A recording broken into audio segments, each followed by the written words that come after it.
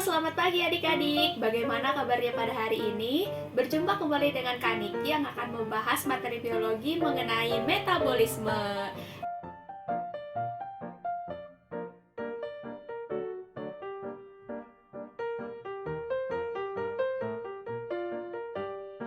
Nah, pada pembelajaran hari ini, tujuan pembelajarannya yaitu peserta didik dapat menjelaskan pengertian dari metabolisme, peserta didik dapat membedakan katabolisme dan anabolisme, serta peserta didik mampu memberikan contoh peristiwa yang termasuk dalam katabolisme dan anabolisme.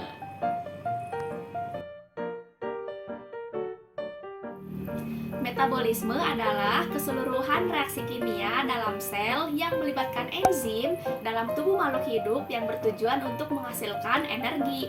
Energi tersebut digunakan untuk menjalankan aktivitas makhluk hidup seperti proses bernafas atau respirasi, serta mengeluarkan zat sisa.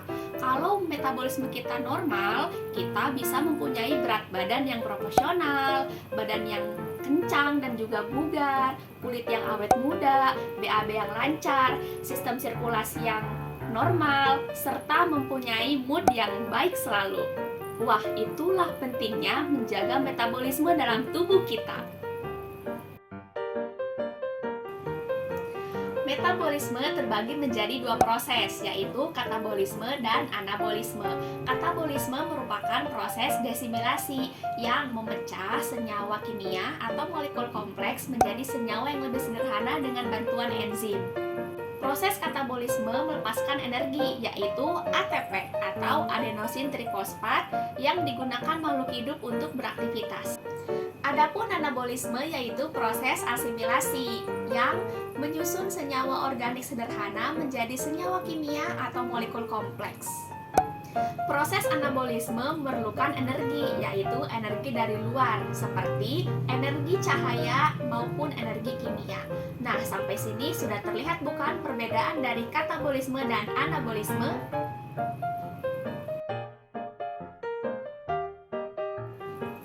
Peristiwa yang termasuk dalam proses katabolisme yaitu respirasi. Respirasi terbagi menjadi dua tipe, yaitu respirasi aerob dan respirasi anaerob. Respirasi aerob yaitu proses respirasi yang membutuhkan udara untuk menghasilkan energi. Nah, pada proses anaerob terbagi menjadi 4 tahap, yaitu glikolisis, dekarboksilasi oksidatif, siklus Krebs, dan transport elektron.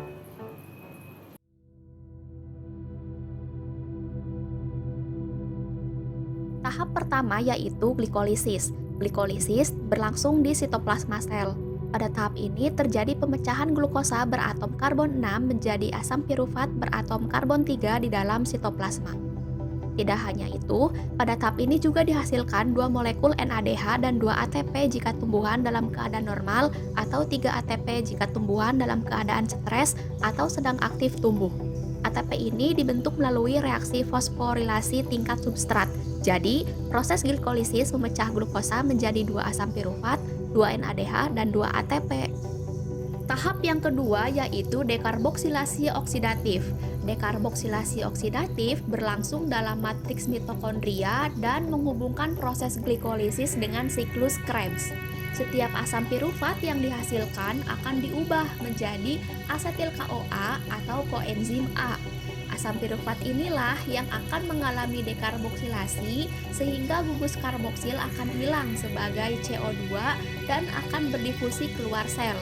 2 gugus karbon yang tersisa kemudian akan mengalami oksidasi sehingga gugus hidrogen dikeluarkan dan ditangkap oleh akseptor elektron NAD+.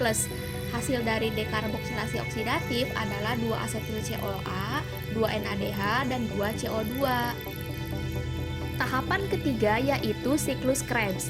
Nama siklus Krebs berasal dari nama orang yang menemukan reaksi respirasi aerob ini loh, yaitu Hans Krebs. Siklus ini disebut juga siklus asam sitrat.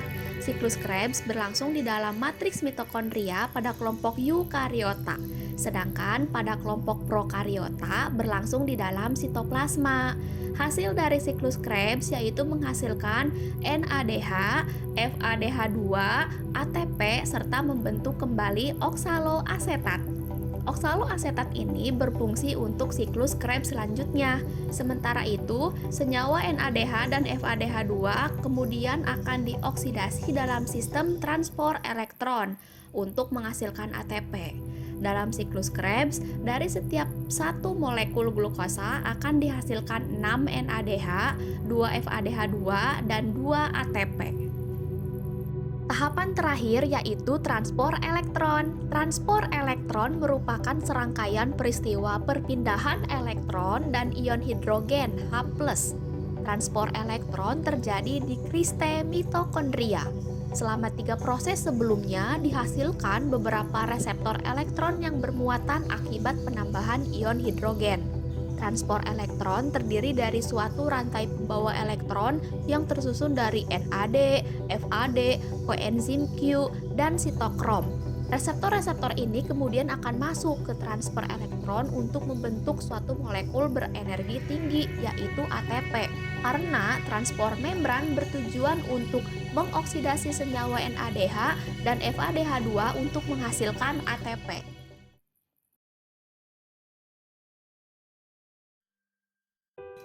Respirasi anaerob yaitu proses respirasi yang tidak membutuhkan oksigen dalam menghasilkan energi. Kehadiran oksigen dapat memberikan dampak negatif terutama pada mikroorganisme anaerob obligat. Karena tidak adanya oksigen, siklus Krebs dan juga sistem transport elektron tidak terjadi di respirasi anaerob. Hal ini menyebabkan asam pirufat difermentasi menjadi alkohol dan asam laktat.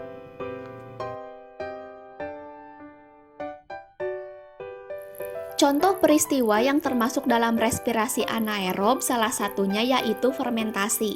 Fermentasi adalah proses penguraian senyawa organik oleh enzim yang dihasilkan oleh mikroba. Fermentasi terbagi menjadi 2 tipe, yaitu fermentasi alkohol dan fermentasi asam laktat. Pada fermentasi alkohol, asam pirufat mengalami dekarboksilasi menjadi asetaldehid atau etanal, kemudian dibebaskan satu molekul CO2. Asetaldehid ini lalu direduksi oleh NADH menjadi etanol. Berikut ini proses fermentasi alkohol. Yang pertama, zat glukosa C6H12O6 pada fermentasi alkohol diubah menjadi 2C2H2OH atau etanol, ditambahkan 2CO2 atau 2 karbon dioksida serta 2 ATP sebagai sumber energi. Berikutnya ada fermentasi asam laktat. Pada fermentasi ini, asam pirufat menerima hidrogen dari NADH secara langsung dan membentuk laktat. Fermentasi ini terjadi pada sel-sel hewan, termasuk manusia yang paling banyak di dalam otot. Asam laktat dapat diproduksi lebih banyak oleh tubuh apabila makhluk hidup bekerja terlalu berat sehingga menimbulkan rasa pegal atau kelelahan. Berikut ini contoh reaksi pada fermentasi asam laktat. Di sini ada asam pirufat dengan rumus CH2COCOOH diubah menjadi CH2CHOHCOOH yaitu asam laktat dan 2 ATP.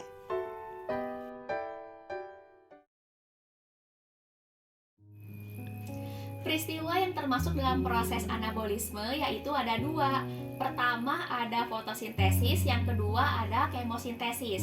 Fotosintesis berasal dari bahasa Yunani yaitu foton artinya cahaya dan sintesis yaitu pembentukan. Dengan kata lain, fotosintesis yaitu pembentukan zat anorganik yaitu H2O, air atau CO2 atau karbon dioksida diubah menjadi zat organik yaitu karbohidrat pada makhluk hidup yang berklorofil. Pada proses fotosintesis terjadi di kloroplas dengan melibatkan 2 reaksi, yaitu reaksi gelap dan reaksi terang.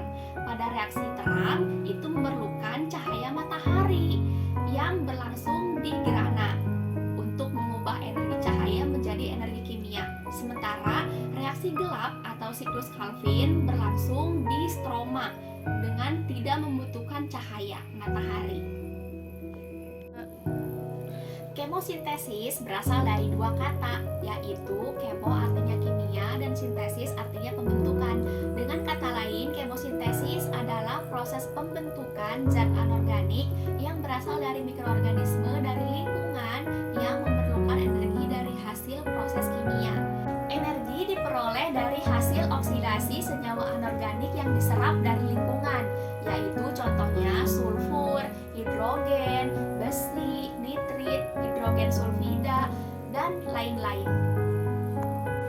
Kemosintesis dapat ditemukan pada yang pertama, pembentukan sulfat oleh bakteri sulfur, yaitu bakteri Thiobacillus. Dan yang kedua, yaitu pembentukan nitrat oleh bakteri nitrit, yaitu bakteri Nitrosococcus, Nitrosomonas, dan Nitrobacter.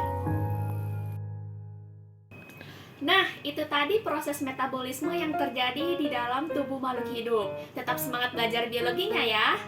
Semoga materi ini bermanfaat dan juga menyenangkan untuk dipelajari. Selamat bertemu di video berikutnya. Dadah!